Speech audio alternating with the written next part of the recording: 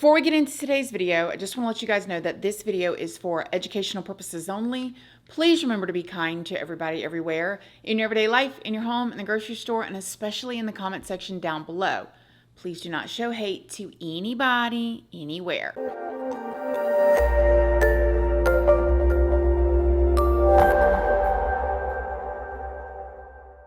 So good morning, good morning, good morning. How is everybody doing today? I hope you all are having an amazing day. I hope everybody is doing well. I hope everybody is feeling good. I know that there's a lot going on in the world right now, and there's a lot going on here in the United States. So in today's video, we are going to be talking about a situation that happened in Kentucky. And this is a situation where a sheriff will actually be going to trial. Before we get into it, though, I did want to let you guys know, if you don't already know, hi, my name is Christina. I do have a second channel, which is Casually Christina. We just do things way more casually over there.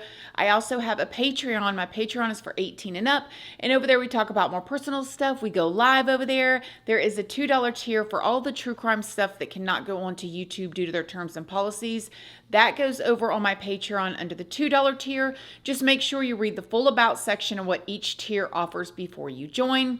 I'm also on Facebook, Instagram, and Snapchat. And I'm also on Like to Know It. And Like to Know It is the platform where you can find links to a lot of the things that I like and I use, like this tree behind me here, or workout gear, makeup items, jewelry, stuff that you can cook with, just anything just about that I like or that I use or that y'all ask about. I post those links over on my Like to Know It, so it's easy for you guys to find. And all of those platforms are linked down in the description box if you would like to come and check me out. So before we get into today's video, I do want to tell y'all that all of the information that I'm pulling is from very public sources, stuff that is already out there. Everything in this video is alleged. I don't know any of these people. I'm just reporting on information that is out there. Now, at the end of the video, I'm going to tell y'all my opinion and what I think happened or what's going on here with the information that we have as of now. It could change later. So let me just start with telling you about 43-year-old Sheriff Shawn Stines, and he's also known as Mickey, and he lives in Whitesburg, which is in Letcher County, Kentucky. Now, Mickey, or Sheriff Stines, is married and he has a daughter. Now, Letcher County in Kentucky is known for its scenic overlooks. It's known for biking and hiking and all these beautiful trails and rolling mountains and horseback riding. As of 2020, its population was just over 21,000, and the specific town that Sheriff Stines lives in Whitesburg, is reported to only have 1,700 residents. So it's definitely a very small town. It's a rural town, and it is definitely one of those places where everybody knows everybody. But when I was researching this case, I saw a lot of people online making videos and speaking about living in this town, and they all knew Mickey, or they had a story with Mickey or the sheriff. So it's obviously a small town that's tight knit where people know each other. And this town specifically is about 145 miles southeast of Lexington, Kentucky. Sheriff Stines was the Letcher County sheriff, and he had previously served as a bailiff in the district court before he was elected as sheriff in 2018. He was then again re-elected in 2022. According to the locals, many people supported him and still support him. His friends and his family love him very much, and they all said that he was an upstanding citizen. I mean, I have seen so many videos of people that, because he was the sheriff, right, that they struggled with addiction or they struggled with issues, and they say that Sheriff Stines saved their life. He did a lot for his community. This is why everyone was completely shocked when the sheriff was arrested. Now, before we get there, though, let's talk about 54-year-old Judge Mullins. Now, Kevin Mullins was born on June 25th of 1970, and he's from Pikeville, and he graduated from the University of Kentucky and the University of Louisville School of Law. Kevin had a wife and 2 daughters of his own, and he went on to become a judge for the 47th Judicial District in Letcher County, Kentucky, back in 2009. He was appointed by the Kentucky governor, Steve Beshear. After being appointed, Judge Mullins won the election the following year and had been re-elected every time ever since then. He mostly dealt with juvenile cases, misdemeanor traffic offenses, and civil cases. Now, before becoming a district judge, Judge Mullins served as an assistant Commonwealth attorney in Letcher County back in 2001. He was known for promoting substance treatment for people involved in the justice system, and he helped hundreds of residents enter inpatient treatment centers. He also helped develop a program that offers peer support services in the courthouse. This program was adopted in at least 50 other counties in Kentucky.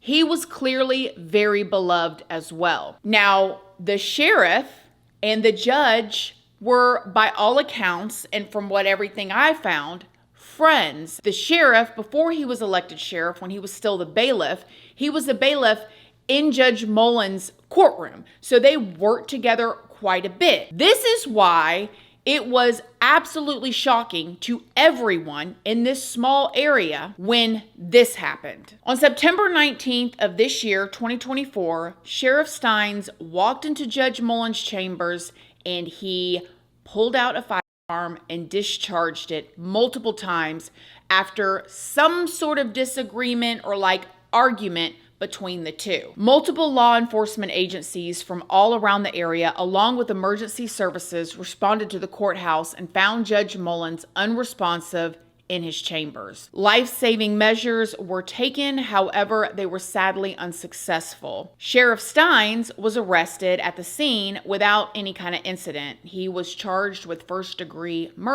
It is said that when the officers came to arrest him, the video shows him in the middle of the road, and allegedly he said to the officers, "Treat me fair." Now get this, just 3 hours before this incident took place, the sheriff and the judge and a few other people all had lunch together right up the road at a restaurant. The people that ate lunch with them were asked, and they said nothing seemed out of the ordinary. The only thing that they really remember, this is just the information that's coming out as of now, was that the judge asked the sheriff, "Hey, do you want to come back to my chambers and talk?" And that's when the sheriff said yes. And so they ended up going back to the chambers when this whole incident took place. Now, when asked why this happened, law enforcement said that they knew that there was an argument leading up to it, but what exactly transpired, prior to the actual shots being fired, they say is still unknown.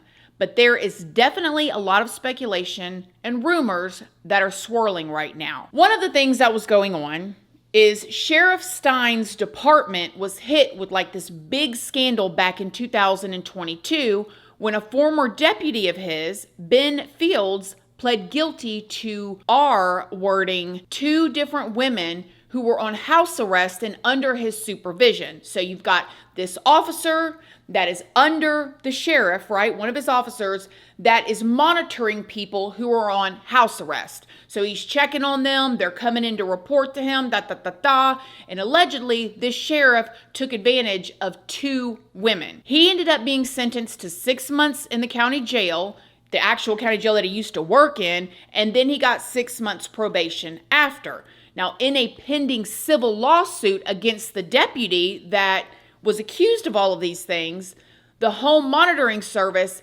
and Sheriff Stines. So when the lawsuit was opened, it was not just pointed at the officer that ended up getting the 6 months, but basically at the whole department as well, including Sheriff Stines. One of the women said that Sheriff Stines did not sufficiently train and supervise Deputy Fields. And I've got an opinion on that later we'll talk about. But in this lawsuit, the woman claims that this Deputy Fields, again, the one that got sentenced to 6 months in the county jail and 6 years probation afterwards, forced her to be intimate with him inside Judge Mullins being the one that was shot, okay, inside his chambers in the courthouse for 6 months in exchange for staying out of jail. In these court documents filed by this woman's lawyer, she claims that she was let out of jail and she ended up being put on house arrest. Her house arrest supervisor was Deputy Fields. She says that when she first got out, Deputy Fields came to her house, and this is when she told him that she could not afford the fees associated with being on house arrest. So if you guys don't know, anytime you're under any kind of supervision by the county, the state, federal, whatever, if you're on probation, you got to pay a fee every month. If you're on house arrest, you got to pay a fee every month. If you're one of them people that have an interlock device, which is that thing that goes in your car that you got to breathe in to make sure you don't have alcohol in your system, you have to pay for this every month. So she gets out of jail. They put her on house arrest. The Deputy Fields comes to her to check on her and and she says, listen, I don't have the money to pay for this house arrest monitor. And the officer tells her, hey, don't worry about that. I'm sure we can work something out. That type of thing. This is when the alleged interaction in Judge Mullins' chambers began, which she claims were not consensual. She said that she only participated because she was afraid that she was going to go back to jail. So she goes in to check in every month. She's like, hey, I don't have my money. And allegedly, Officer or Deputy Fields says, all right, let's go in the judge's chambers and you can work that payment off. And that went on for 6 months. And so now she's suing, right? The judge presiding over that case was not Judge Mullins, however. It's a judge from a totally different county. But the deputy was bringing the woman to Judge Mullins' chamber. So it really makes you wonder why the deputy chose Judge Mullins' chamber specifically. Maybe it was completely random. Who knows? Or maybe him and the judge had some sort of agreement. I think it's strange and odd because we know that there was cameras in there because that's how they ended up getting the footage from the situation that happened between the sheriff and the judge that we're talking about today. Why he would bring her into his office, there's a lot of questions there, okay? But however, 3 days before Judge Mullins' passing, Sheriff Stines was deposed for 4 hours for this lawsuit. Now remember, he's a listed defendant in it as well because he was Deputy Fields' direct supervisor. Now it's not really clear what or if anything actually came out of that deposition. Well, at least it hasn't come out publicly.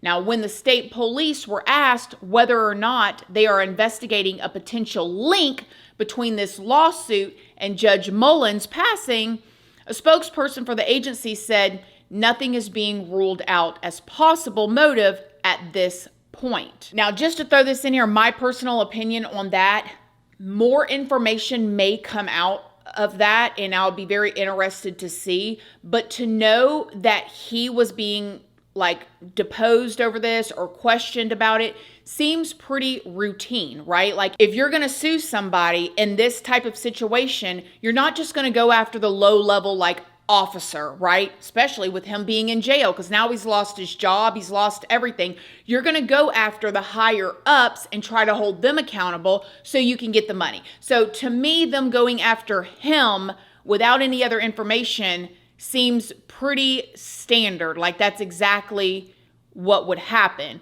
I don't really understand how they can accuse Sheriff Stines as not training his officers properly, because I'm pretty sure he was trained not to sleep with the people that are on house arrest in exchange for their monthly fee. I mean, I'm pretty sure somewhere in the handbook there's something along that lines, but nevertheless, maybe they know more than we know. But to me, it just seems like a standard lawsuit. They're going to go after everybody that they can and accuse him of not training the officer of that. Moving on. At Sheriff Stines' first appearance, because again, he was arrested immediately without any kind of altercation with the officers, just basically saying what he said to them. But at his first appearance, he entered a plea of not guilty. Now, his case is being handled by Carter County, which is 100 miles away, just to make sure there's no conflict of interest, which I think is exactly what should be done. Interestingly, though, when the judge asked Sheriff Stines if he needed a court-appointed attorney, he said yes. The judge questioned him on this because Sheriff Stines should have been somewhat he should have been financially comfortable or stable. Some people are saying well off, but it is reported that he annually made $115,000 a year. And I don't, especially in the 2024 and you have kids and all of that and a mortgage and interest rates, I don't consider that well off. I consider that you're probably can pay your bills and maybe go on a vacation every year. I don't know. Y'all tell me what y'all think. But Sheriff Stines' attorneys said that because he will not have any income moving forward, that he's going to need a public defender. I don't think he would qualify as an indigent defendant. Well, sir, we're happy to, or Mr. Stines is happy to put any paperwork, file anything that would help the court make that determination. Obviously, the court is the one that appoints us. And what's your income? It's based on statute. I think this year it was going to be $115,000. Do you have monthly savings, bank accounts? I had a check-ins. Sir, it's my understanding that he's in the process of losing his job as the sheriff of Letcher County, obviously, and will not have income going forward. His family is not prepared for this eventuality. And again, I think the cost of defending one of these cases can reach well into this several $100,000. Now, again, there have been many rumors swirling around about why Sheriff Stines may have done this, but nothing has been officially confirmed. Now, they just had a preliminary hearing, which is where they brought some of the evidence forward of why they're charging him with murder. Now, in this preliminary hearing that they just had, they had the lead investigator come and testify. In this testimony from this lead investigator, this is where the video came out of what happened in the chambers.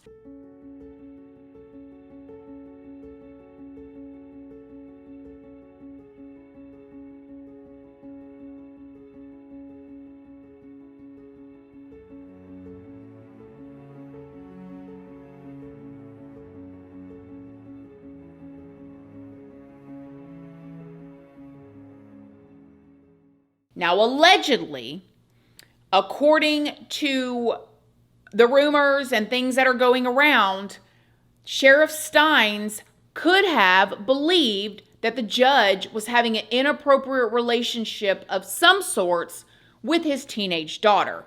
Allegedly, when they got into the judge's chambers, Sheriff Stines tried to call his daughter from his phone, and then he asked the judge for his phone, and he saw his daughter's number in the judge's phone, and I believe that he tried to call. It's going back and forth. Nobody is saying whether she answered or not, but allegedly he saw the daughter's number, his teenage daughter's number, in the judge's phone, and then he pulled out the weapon and he discharged it. Some of the things that I found very interesting in the preliminary hearing, though, is they never went and took the daughter's phone to do forensic download on it. Trotter. She was interviewed with or without her parent? With. So her parent was present at the time you interviewed her? Yes, I believe. I wasn't there, but yes, I think so. And law enforcement has not spoken to her without her parent present? Not that I'm aware of. Okay. Did the Kentucky State Police obtain her phone? No. You intend to obtain records for her cell phone number? Possibly, yes. Now, I know a lot of people are saying he handled it the wrong way, if that is true. And yes, you're right. Legally, he handled it the wrong way, if all of that is true. But man, I've been seeing a lot of stuff online from people in this county saying the corruption runs deep, and the judge would have gotten away with it anyways. Now, again, I don't know if any of this is true, that's really the reason, but there's all these different perspectives of people that are locals. Now, in this preliminary hearing, the lead investigator was asked if they interviewed the teenage daughter, and they said yes multiple times, but every time they interviewed her was with her other parent. They never talked to her alone, and basically it sounded like he was saying that she was denying that she was having any kind of relationship with the judge. The defense then asked the lead attorney if they took her phone, and they said, no, we didn't take her phone. We've got the judge's phone. And it sounded like they were basically saying, yeah, but she has apps on her phone. I'm thinking, this is just me trying to read between the lines, I don't know. I'm thinking that they wanted the forensics downloads on Snapchat, the types of apps where you're sending messages that are being deleted. The judge's records, too. Well, I understand. And but- she's made statements about what occurred during those conversations. I understand that, but I would presume that, have you ascertained whether Judge Mullins also had apps that stand outside of phone records? I've not received those records yet. I don't know what's on the Well, phone. fair enough, but I mean, did you look at the phone? Did it appear there were apps on it? I'm not the person that's qualified to look through the phone.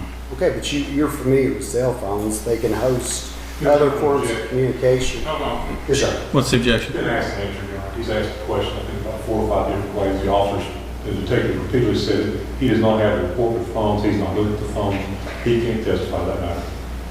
I'll let him ask the question, and what he can only testify what he has personal knowledge about. Absolutely, yes, sir. Thank you. Right. So you're aware that phones can be used for apps such as Facebook. Yes. Okay. And that is not something that is captured by cell phone records. You would agree with me? I agree. So in light of that, although the records may be mutually the same, right, the same between Judge Mullins' phone and the sheriff's daughter, do you believe that you could also ascertain other information from the cell phone app content? Are you asking what apps are on the phone? Yes. Well, that was my original question. I don't know thought you would know. I've not received that report yet. I don't know what apps he had downloaded on the phone. If he has social media apps, do you intend to? That could lead to additional search warrants, yes. If you would, officer, please let me finish before you move forward, and I'll try to slow down a little bit as well, okay?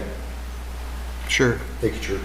It was also brought up in this hearing that there was another female, I don't know if it was a woman or a teenager, but there was another female whose phone was confiscated, or they took the downloads off of, along with the sheriff, because the sheriff was talking to her.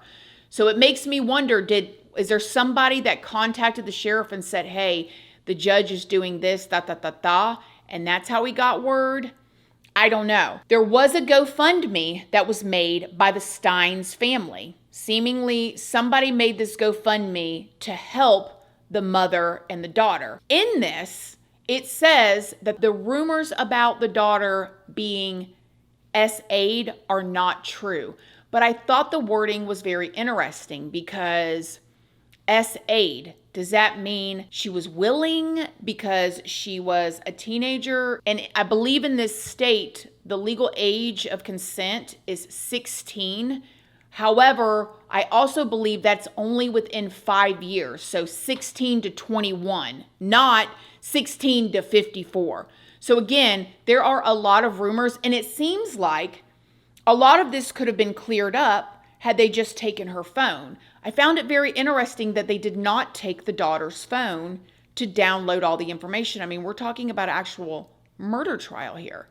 Why would they not take the teenage daughter's phone? That's very, very bizarre. Now, the conversations that the judge was having with her could have been very innocent. It could have been, family. I'm sure I have phone numbers of some of my friends' kids. Who knows? But maybe it was more. Now, I'm also seeing that when the truth comes out about what happened and why that went down in the judge's chambers, everybody's going to be shocked. So all we really know is that a very loved and respected sheriff in the town ended the life of a beloved judge in the town. There's a reason. Something went on. There's something in the middle of that. And I'll be interested to find out what it was. Was the sheriff, did he just snap? There are rumors that he had not been sleeping because of this investigation. There's rumors that, again, about his teenage daughter. I don't know. I guess we'll find out. Have y'all heard about this? Let me know what you guys think in the comments section down below. I will be following this. I'm very interested to see what all comes out in this investigation. And let me know what you think below. Other than that, love you guys. Thank y'all so much for watching this video, and I'll see y'all in the next one. Love you guys. Bye.